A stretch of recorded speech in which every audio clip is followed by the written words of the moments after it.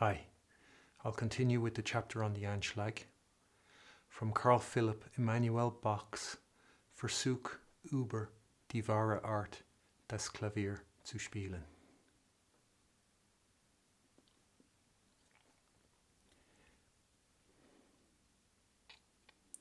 Der Vortrag von diesen Nütchen ist im ersten Falle nicht so hurtig als im zweiten.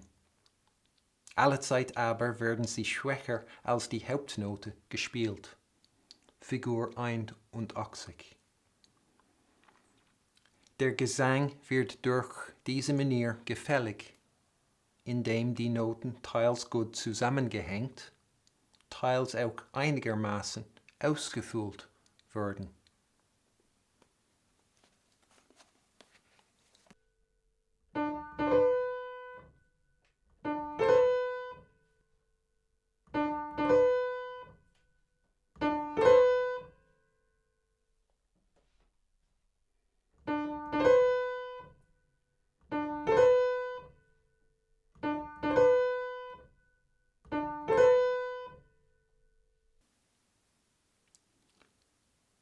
Bach says this ornament makes the singing pleasing, in that the notes are hung together well for the one part, and for the other, that they are filled out to some degree.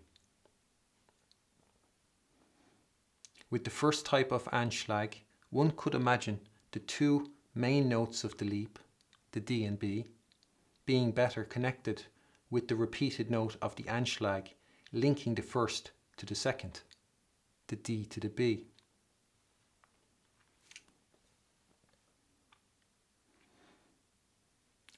Bach added an example to this paragraph in the 1787 edition, which I can imagine is connected to his reference to them filling out the note. In this case, with its delayed entry, we can see the Anschlag fully filling out the note. He labelled its delayed execution as more flattering. I would see this as one of those exceptions that he said occurs.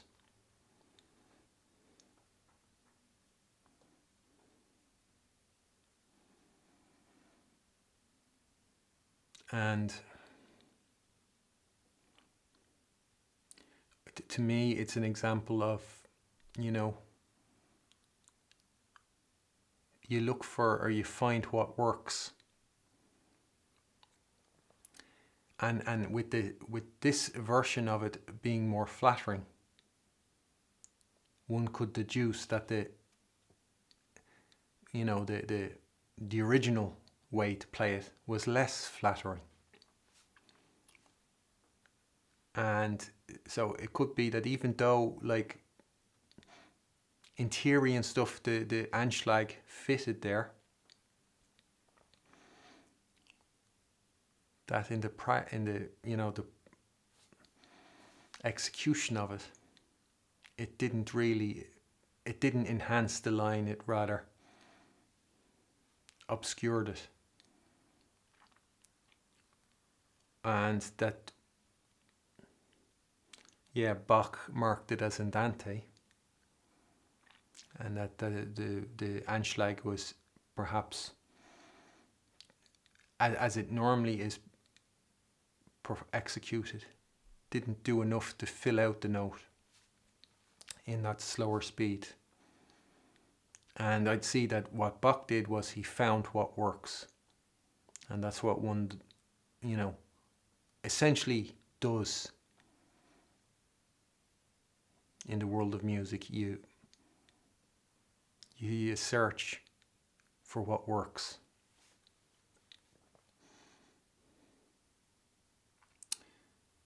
So and why the original one doesn't work so great. Basically, the weight of the syncopation that falls on the B flat and D is upset by the normal execution of the Anschlag. And I would guess maybe that with that written out, that there'd still be the two notes of the Anschlag are performed quieter than the main note, which in this case is an E flat, so that you'd still observe that expression when performing this variant of Anschlag. And in that example, we can see the bow being used in the example to indicate the alternate continuation.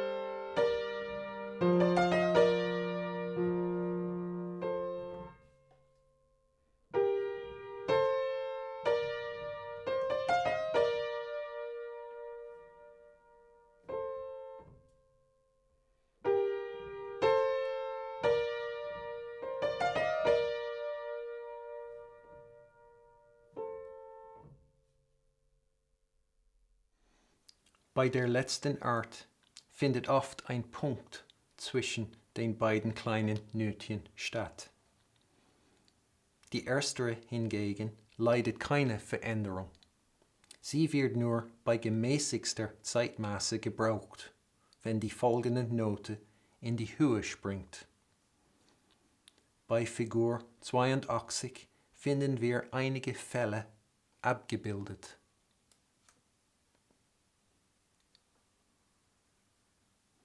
Here, Bach gives mention to the dotted Anschlag I was talking about.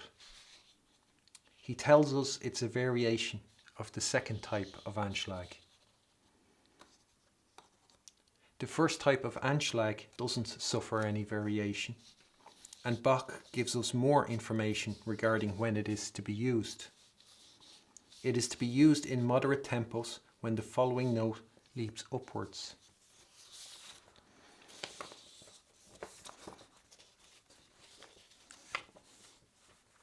See, this is elite education. This goes beyond where the universities take you.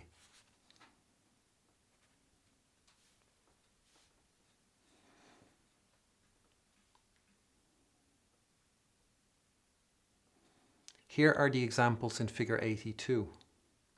We can imagine the pianos and fortes that will exist, but that aren't marked in the score. Just like the many fortes and pianos that Mozart won't have marked in his scores, for example, because they'd go without saying. Not though, as it turns out, with the roll of honour. Think of the lessons and masterclasses you've had with them. None of those invisible fortes or pianos will have been brought to your attention. There's many of them in the music. That's an indication of that illiteracy I was talking about. A systemic illiteracy.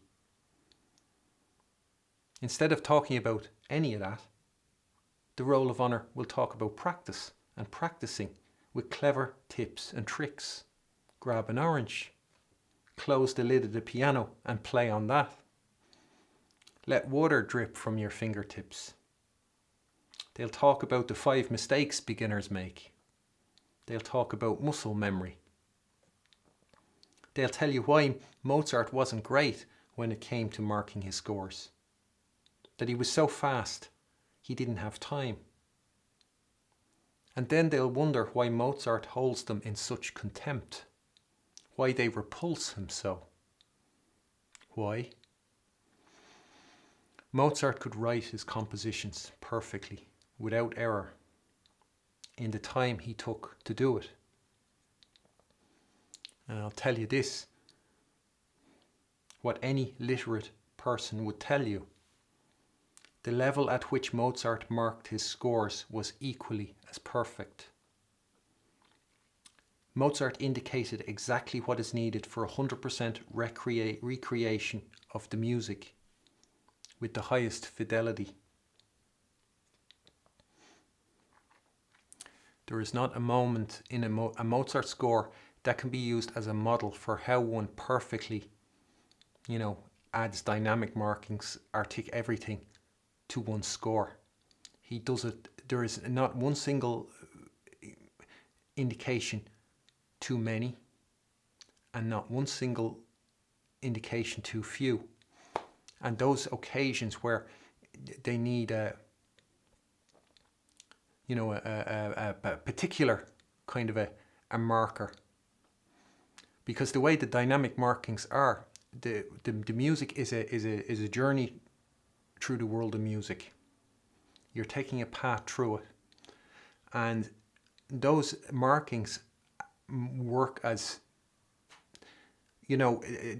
as signs or indications that Mozart was here. So if you're wandering past this, you're going by this appoggiatura, you'll see Mozart leave a mark there, or some indication say, yes, this is you're on the right track. This is where I was at the time. And that's how they work. And so sometimes there'll be unusual occurrences in the music, and you won't find a single one of them that Mozart hasn't indicated.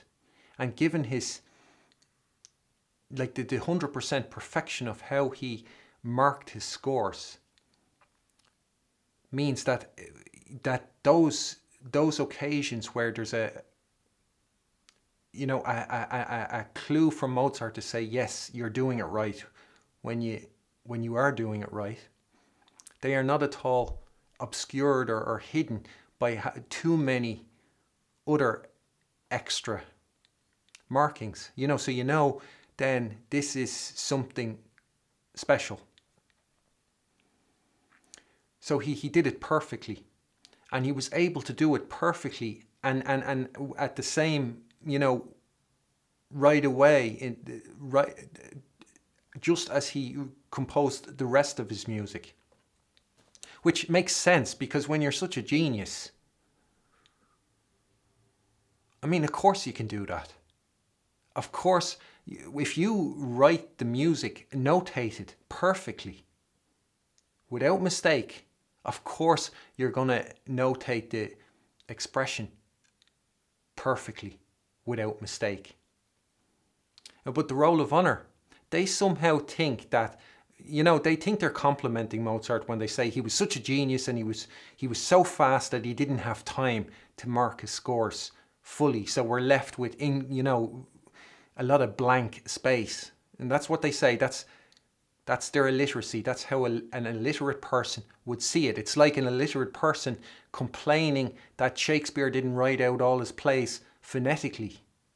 That they didn't spell the words. That's what they'd be looking for. That's what they'd consider a complete score. But Mozart marked his scores for a literate person. And the literate person will know they are looking at, every other composer could use Mozart as a model of how to perfectly mark the score. But the roll of honor, they think somehow Mozart was able to notate the music and compose it all and do all that in the time he took to do it. but he didn't have time to mark in dynamic markings and whatever. So in their mind, yeah, of course Mozart could compose, notate the score in lightning fast, but were he to mark in expression markings and all, he'd need to spend 2 weeks or 3 weeks working on it. That must be what's going on in their head, how they can come up with their logic.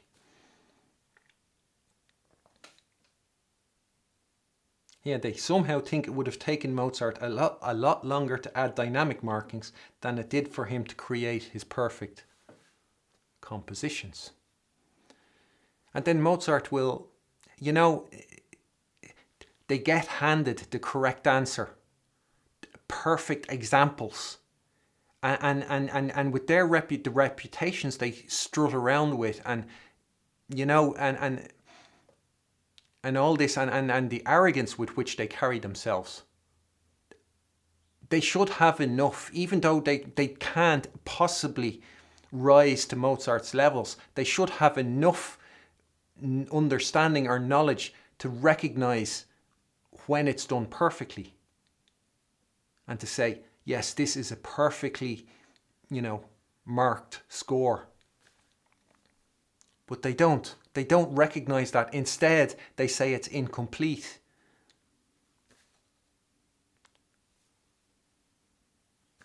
They take perfection and they soil it.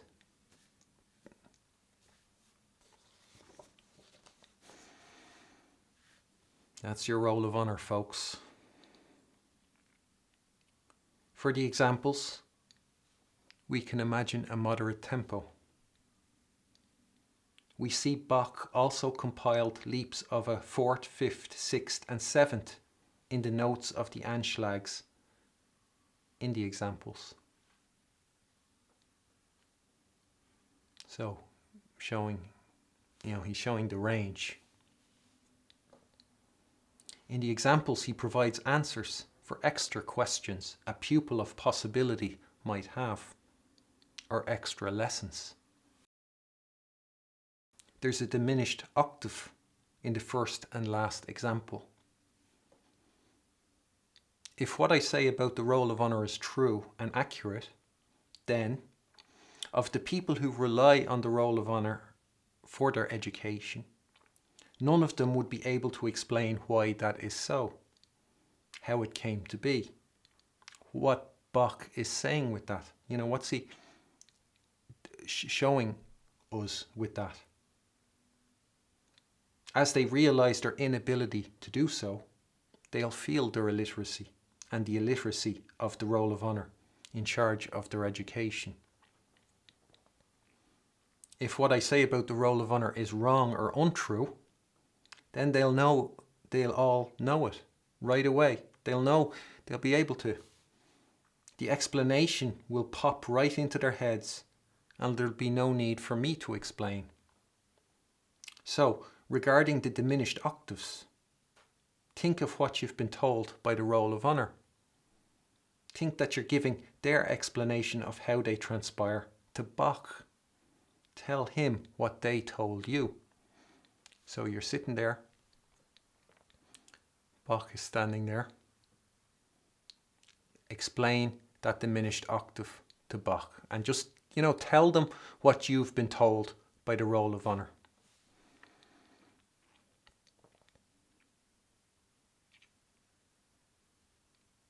It won't be such a pleasant situation. And you could sort of see it as, the day of judgment. And that roll of honor, who've been teaching it, they'll be nowhere around. And, they serve the cage. And they'll spend the whole time, on your journey.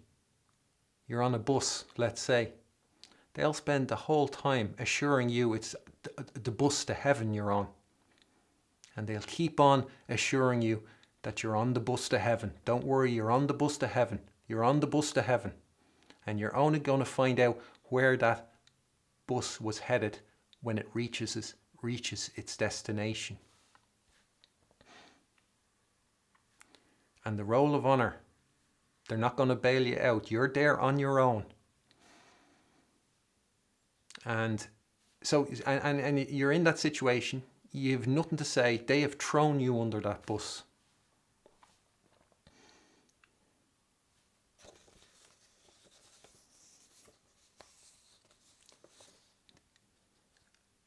The goal of the roll of honor was never to prepare you for a situation like that. You were the prey. You were the prize for the roll of honor. They were feeding off you. What you gave them was the end goal. The money you hand over to them, that's their end goal. Not that you're able to, not that when you're in that situation that you're able to prevail. That you don't feel totally stranded, totally abandoned, totally let down. That was never their goal. You were their goal. What they could get out of you was the goal. And they're never around. Just like with this channel. There's not a sign from them, not a meep from them. They'll be nowhere to be seen. It's like that, Siegfried Sassoon with his poem, The Base Details. If I were fierce and bald and short of breath, I'd live with scarlet majors at the base and speed glum heroes up the line to death. You'd see me with my puffy, petulant face, guzzling and gulping in the best hotel, reading the roll of honor. Poor young chap, I'd say. I used to know his father well. Yes, we've lost heavily in this last scrap. And when the war is done and youth stone dead, I'll toddle safely home and die in bed.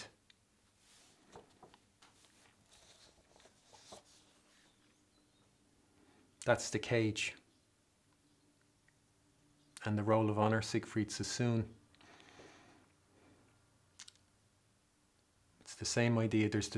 I might not be attributing it to the same people, but it's the same irony is there.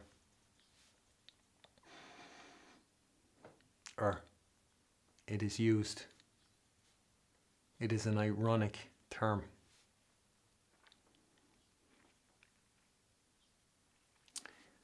You won't find them. And when it comes to, where what you've learned is meant to save you, you'll have nothing. You'll have nothing, and they'll be nowhere to be seen. They don't respond to this. They don't,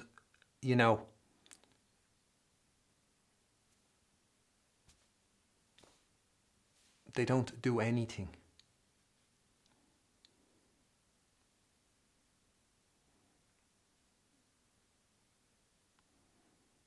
As long as they can keep me away from you, they'll toddle safely home and die in bed. That was the goal. Yeah, and they'd say you can do it too, you just have to join their ranks and you can do it too.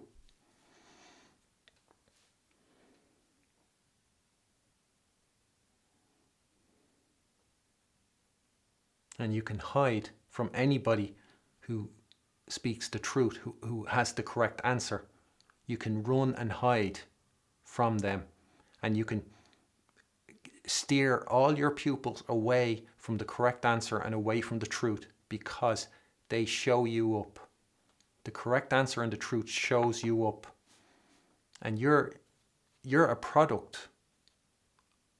You're just repeating what your professors or teachers told you. Like they are. They're all a product of the cage.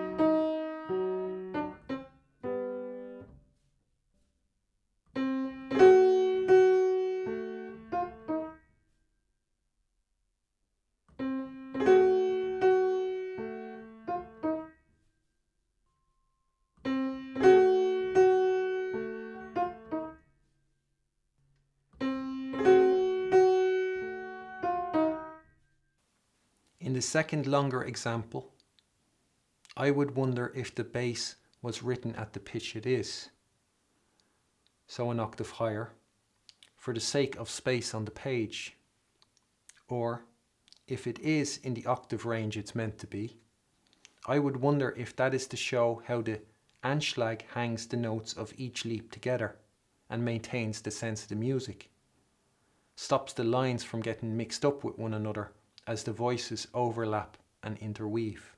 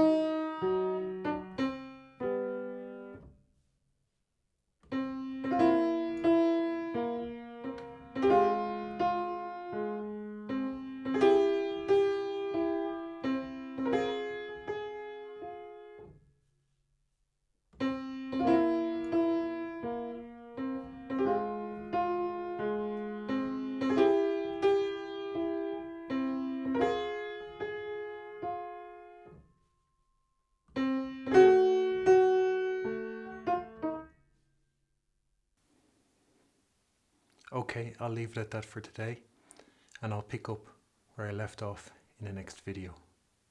Thanks. Bye.